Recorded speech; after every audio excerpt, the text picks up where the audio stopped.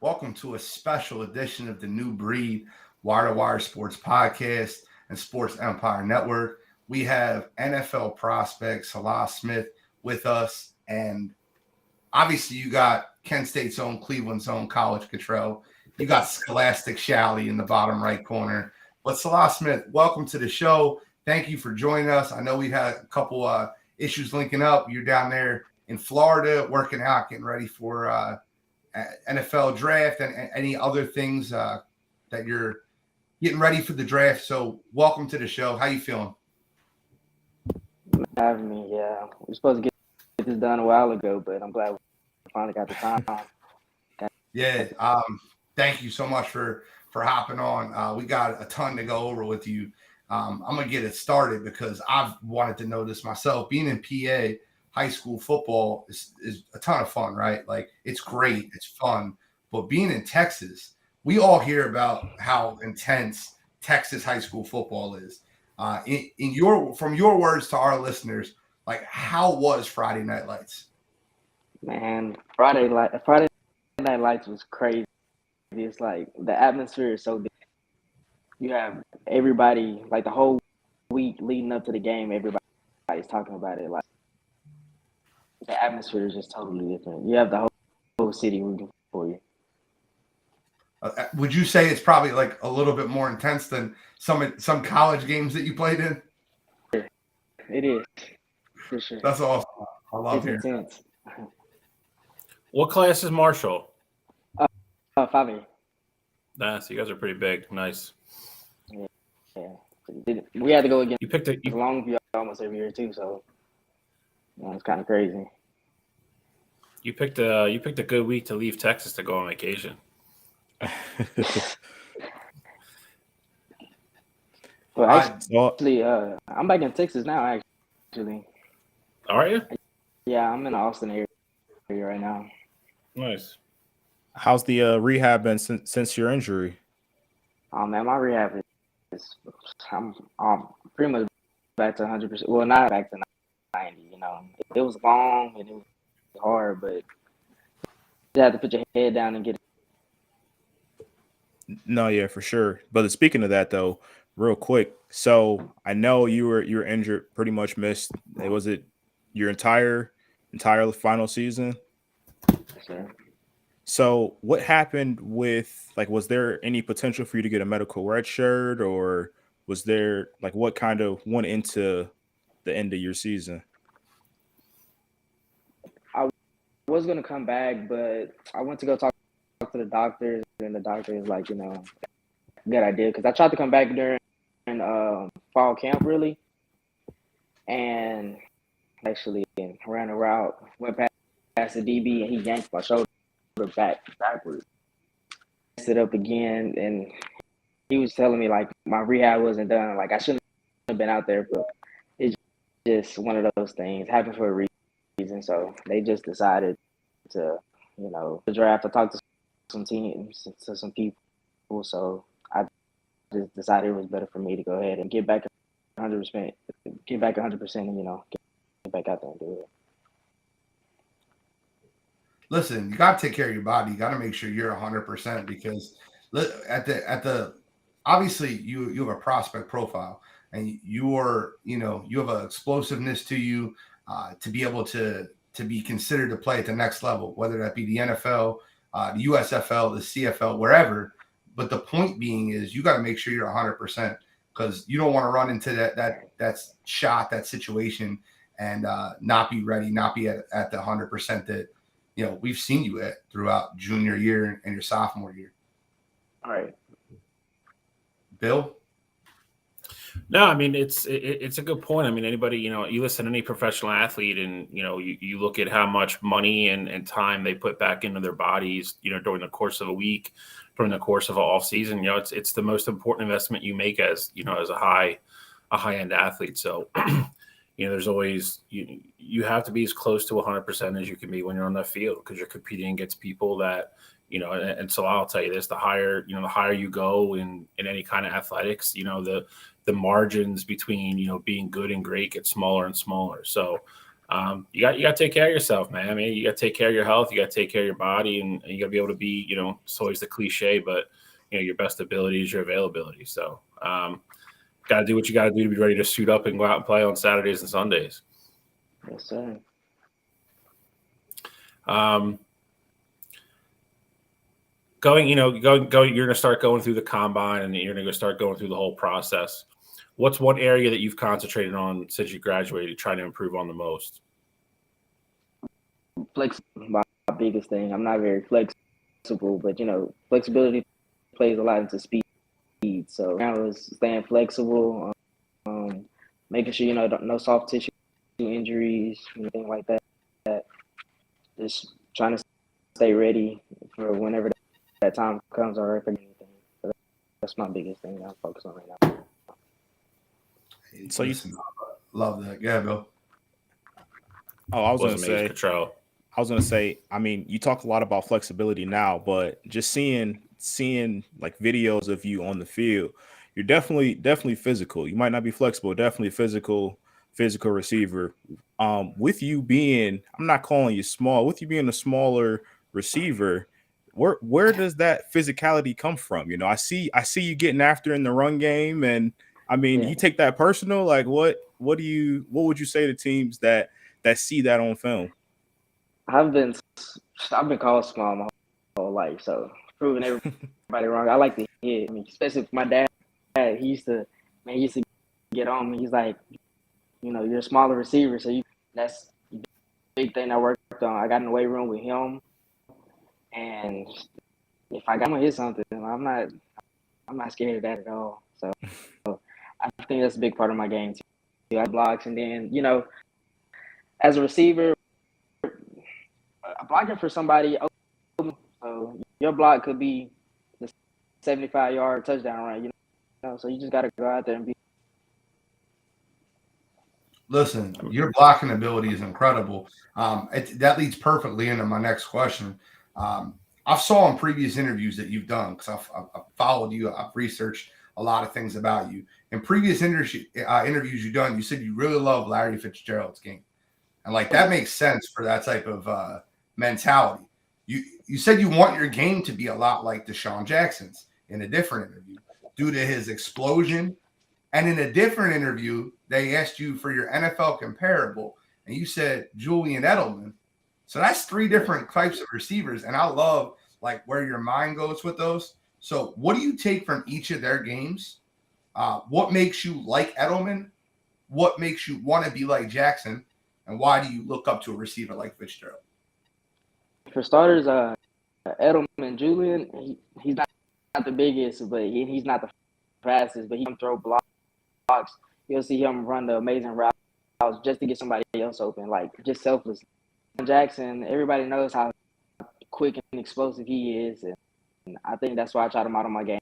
And I'm trying to take it to the house. And Larry Fitzgerald, like, I remember when my dad first got me Madden, and I seen Larry on the cover, like, he catches everything. I like, and all. He catches everything, and then he gives you that work ethic as well. He'll go slide outside wherever you need him to be. So I love those three guys. The perfect example of what a receiver should be, all mixed together. I love that answer. I think that we got really a nice taste of Larry Fitzgerald. He played at Pitt before he went to Arizona. And we got a taste of him in just Pitt, because like we're from PA and Control from Ohio, so we're very local to where Pitt. And he was incredible in college, and then to watch him take it to the next level in the pros. I think that the number one thing you hear when you hear Larry Fitzgerald is consummate professional, like a person that is just a pro's pro.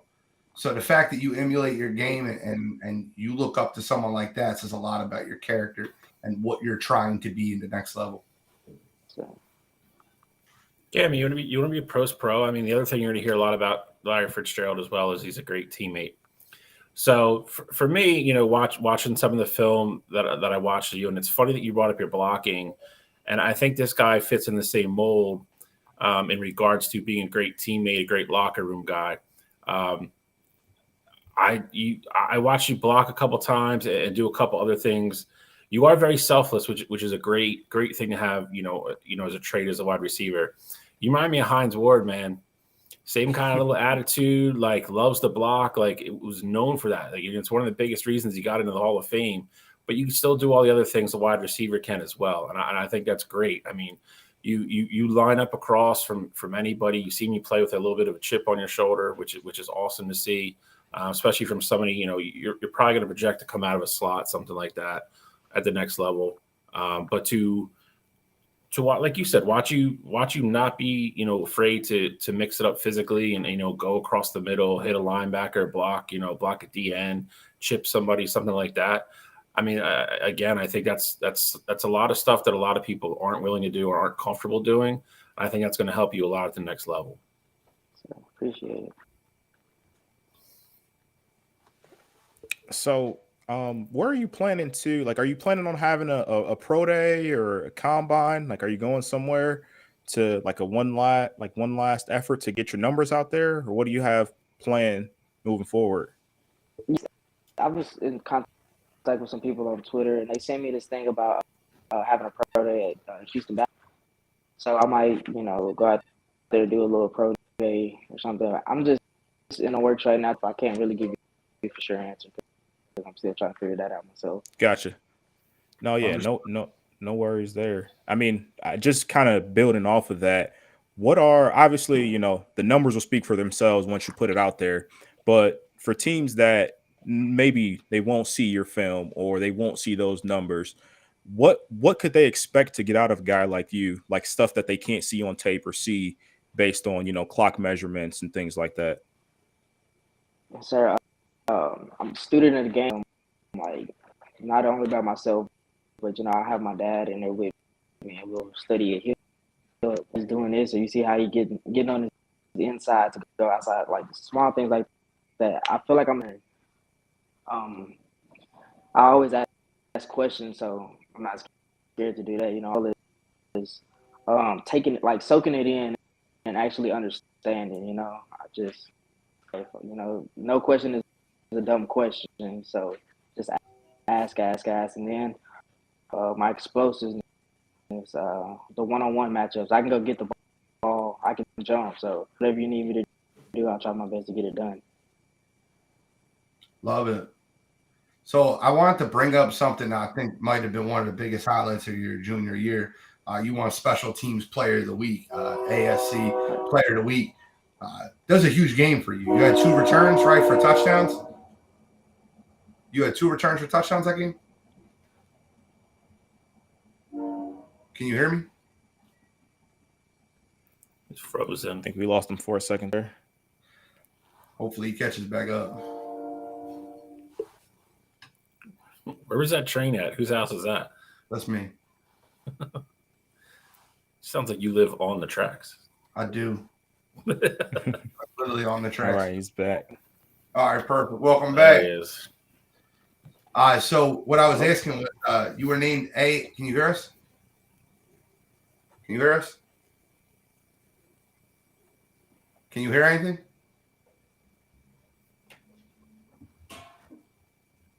I don't know if he can hear us. I can't hear anything. Did he cut out? Yeah, you know. I can hear you. Can you hear us? Nothing.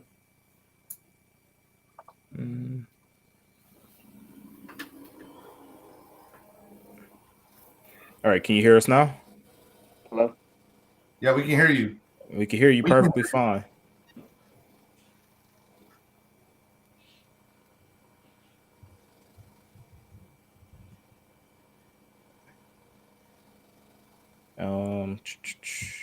Let's see.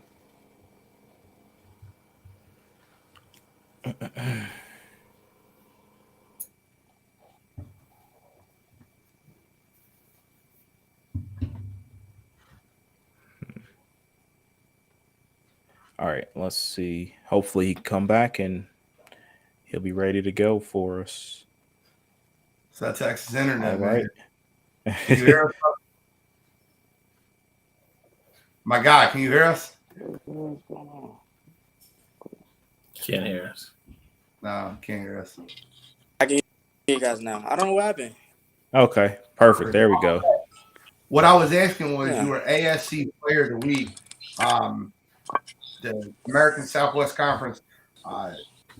Wait, you returned 2 kicks that day, right? Two Yes, for touchdowns? sir. Just So you were one for a special. touchdown. Okay, so 2 kicks for over 100 yards and return yards, 1 for 81 for the touchdown. I apologize. But Yes, sir. you also caught 3 passes. You had 2 returns for over 100 yards. That week, special teams, that part of your game, how do you feel like that translates to the next level? Man, I just love special teams. I never played special teams in high school, actually, though. And at Higher Payne, they didn't put me on special teams either. So all during fall camp, I was like, hey, put me on special teams. Like, and once he did, that was it. He gave me the chance, and that's all I needed. I just needed the chance. And You got it. I mean, you got 1 special teams player of the week for the entire conference. That's a hell of an achievement. Sir. Control, Bill. I'll start. I'll give you a fun one. Okay. Yeah, we've asked a bunch of serious stuff, getting to know you a little bit, but two-part question. Okay. If you had a dream city where you'd want to go, where you could pick, where you could play, where would it be? And are there any cities or fans that you don't want to play for? Obviously, I know the answer to that's no. I know it's a blessing to get drafted and go play. But is there any cities you wouldn't want to play to because of weather or some other reason? Not necessarily a city I don't want to. Well, actually, the hurricanes and stuff. I can't deal with all of that. That's just something that I just can't really deal with. But I would want to go to San Francisco. My dad's from the Bay Area. I love San Francisco. Is my favorite team. So if I get a chance to go there, then man, it's a beautiful city. Oh yeah, yes sir. All right, so let's expand on that a little bit. So we saw, obviously, Trey Lance got hurt, early in the season. Jimmy G comes in, he gets hurt as well. Brock Purdy gets hurt too. Who of those 3, who would you want throwing you the ball? Obviously, I'm sure you take any of them. I know this answer. Brock Purdy. Oh, Brock Purdy. Brock Purdy. Okay. I did not expect that. Yeah, you said it quick too. I like him. Oh yeah, I love him. Like they counted him out, man. He just needed a chance, and you see what he did. I like that. But you like embracing the underdog role. I love it. Yeah, nothing wrong with it, man. It's funny that you said Brock, because I'll be honest with you, on the show, I was highly critical of Brock coming out of Iowa State. So I would be one of those people that counted him out.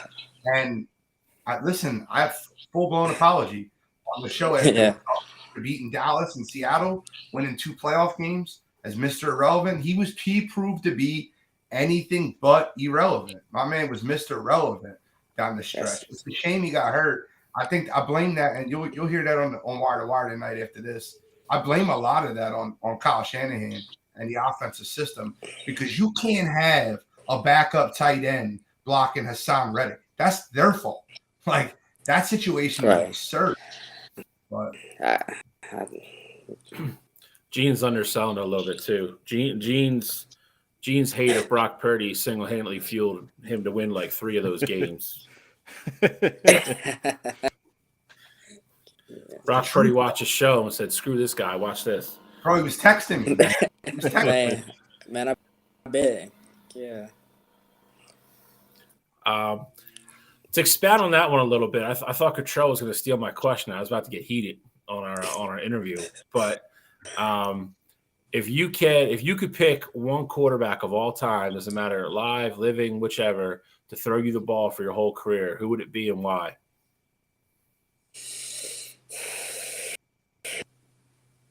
Dang, that's a good question. Who would it be? Honestly, think I would take Mike Vick. Just the left hand quarterback. Yeah, I mean, another guy we're familiar with. Although he was running, but he could throw it down for sure. And I wouldn't have a problem blocking for him. I like Mike that. Vick. I like it. I do too. He might overthrow you about 20 yards, but he won't underthrow you. Oh yeah, damn sure. He can flick the ball, man. It's flicking the Good. wrist. Ball going 60-70 yards. One of the most natural, like strong arm, like arm talent motions. I mean, I think the NFL's ever seen.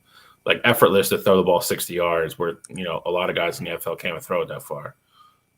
He was crazy. He's a freak. He's a freak athlete, man. I mean, like I said, we had him for a couple of years. It was he's if not anything else, that guy was just the definition of exciting football. I mean, he was just fun to watch.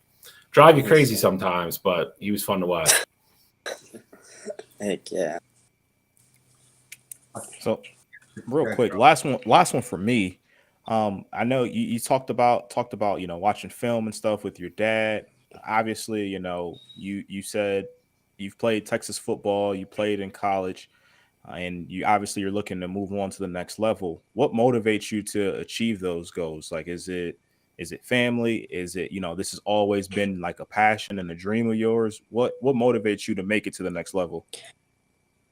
I think it's a mix of a dream, but also for family, especially my father. Like, I harp on him like my best friend. Like, ever since Pop Warner, Mighty Mites, I'm 6 years old, running out more than me.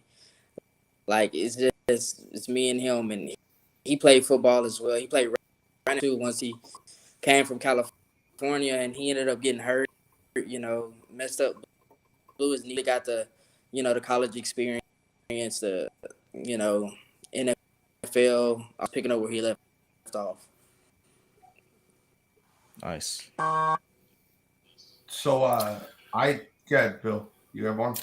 I got one last one, and it's Cottrell's question is kind of a segue to this. So I don't know what you have left, but it's probably a good spot to ask mine here. Yeah. I think it's always very important when guys get to that next level, and I know this gets brought up in interview rooms and stuff a lot as well. So I'm just really curious to hear your take. You seem very family oriented, which is great. You seem a very level head on your shoulders, which again is, I think, something everybody looks for. But one question I heard gets asked a lot, and I think it's a great question. Assume you get drafted to the league and you're doing well.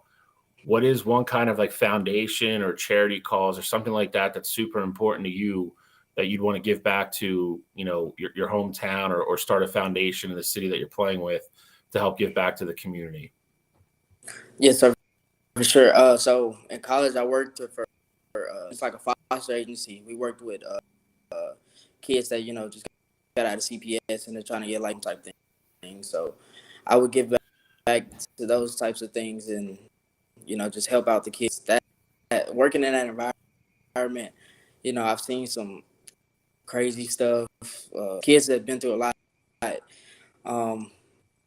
12 years old, 13 years old, was on drugs or this and that happened. I want to give them something like, rec center or something so they can go play football, stay out of trouble, keep their head on straight so they won't get drug scene, violence and stuff like that. So that's my biggest goal.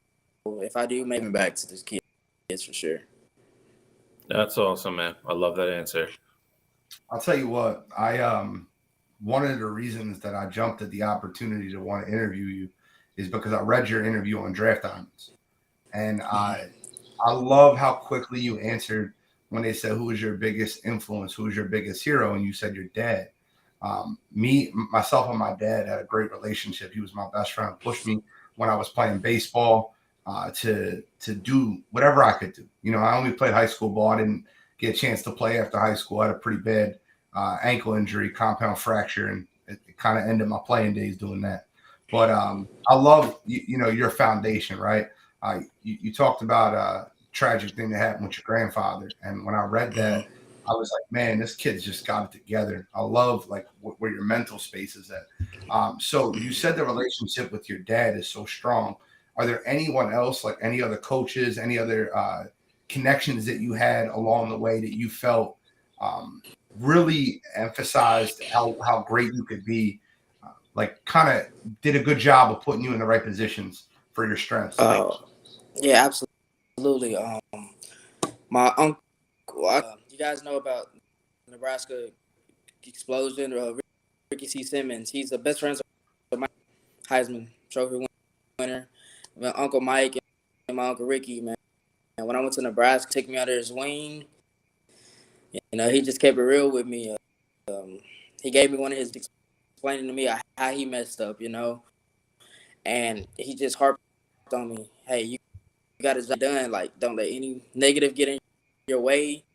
Just keep it forward. And I told you all my life, so nothing you say or do can take my mind off what I have going for myself at this point. That's a great mindset, man. I'm going to ask you a couple more questions and then we'll wrap up. But there's a lot of things that I think people want to know about you coming out. So like the next few months, and I know that you don't have everything together, but the next few months, like what are the goals that you want to accomplish? Obviously getting to being 100% is huge, but as far as do you want to try to be a walk-on to an NFL team, try to get drafted near the end of the draft? Or do you feel like that you'll be able to excel a little bit more getting a year or two to play in like a USFL situation or an XFL situation? Like where do you see the next few months taking you? Yeah, like you said, man, I can't call it. I just hope and just, have everything on my end correct. But, NFL team will be fine. USFL, XFL, whatever it takes me, I'm going to make a way for myself. Like, so I feel like I can reach that ultimate goal, but in the next few months, just scout overseas, whatever comes, I'll take it. Whatever can give me opportunity. That's the determination that makes it, though, right? Like whatever the situation is, I have the determination to make it. Yes, I think that a lot of teams. There was a statement that was made, and I forget who it was. I'm pretty sure it was either Bill Belichick or Nick Saban, but I'm trying to mess this up. But I'm going to say it out loud, and I think you'll know exactly what I was talking about. So they were rating 2 wide receivers, and one wide receiver was much better than the other wide receiver. But I think it was the Patriots that selected the second wide receiver B. And then they were asked why. And they said, well, wide receiver A is the better wide receiver. And he can go out on a Saturday night and he can party, he can drink, he can do whatever. But wide receiver A takes 6 or 7 guys with him. Wide receiver B is studying the playbook and got better and had determination to get better each and every day. That's why we went with wide receiver B. And it sounds to me like you would lean on that wide receiver B. Great teammate, work hard, do the right things on Monday through Saturday to get yourself to prepare for Sunday. What's your favorite thing about preparation? Man, in high school, we had this thing, it doesn't work hard. So that's it, man. You got to, if you put in the work, you're going to get blessed with the opportunity to do something. So you can have all the talent in the world, but if you don't, your craft, you're just going to be stuck at that peak. You want to always go up. I get it. Control, Bill, do you have any other questions? I got one more. Nope. That's it for me. No, I mean we kind of touched on most of mine, or at least gotten really close to them. So I don't want to ask him something that he's already answered. I get it. So my last question for you, and you can develop. Well, it's like a 2-part question. Who do you think is going to win the Super Bowl? Who are you rooting for? Gotta go with Pat. I have to go with Kansas City. Interview over.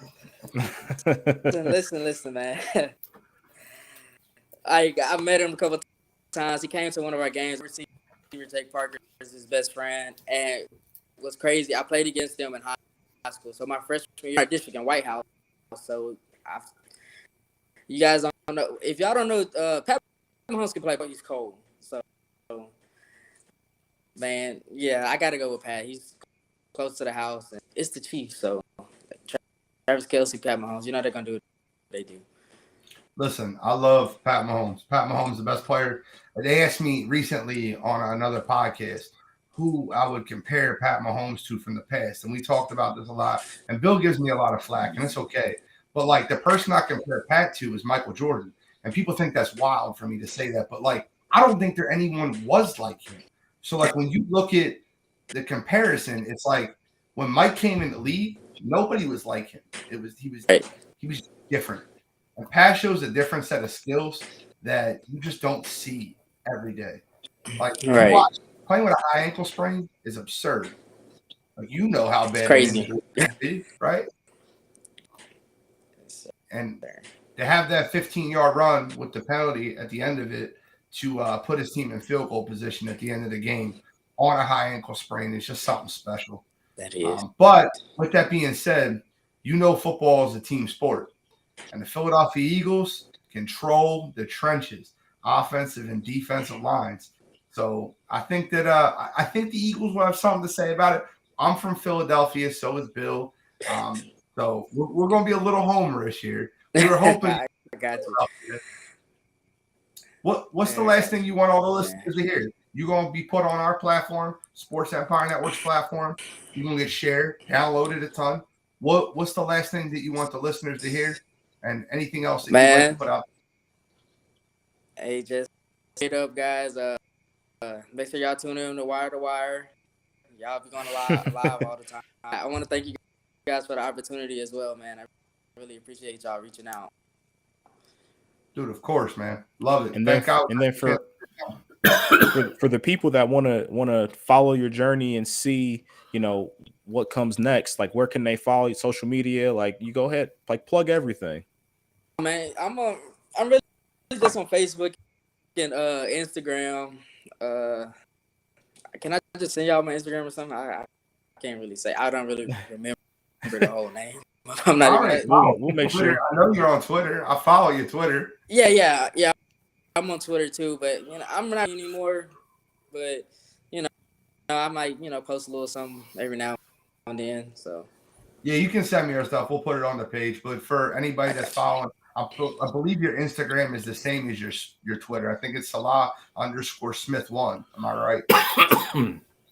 No. My Instagram is __S.Smith_.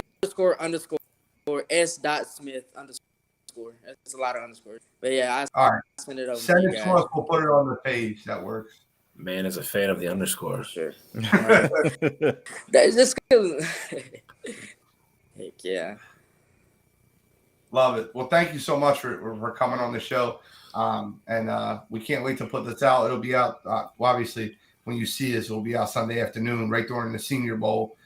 We really want to kind of highlight Selah Smith's journey and everything that you're doing. We wish you best of luck. And by the way, if you ever make it big, I'm keeping your cell phone number, so you better change it or I'm going to blow you up. I got you, man. It's gonna stay the same. It's gonna stay the same. All right, thank you, man. I appreciate it, man. All right, appreciate it a lot. Take care. Good luck, bud. All right, thanks, guys.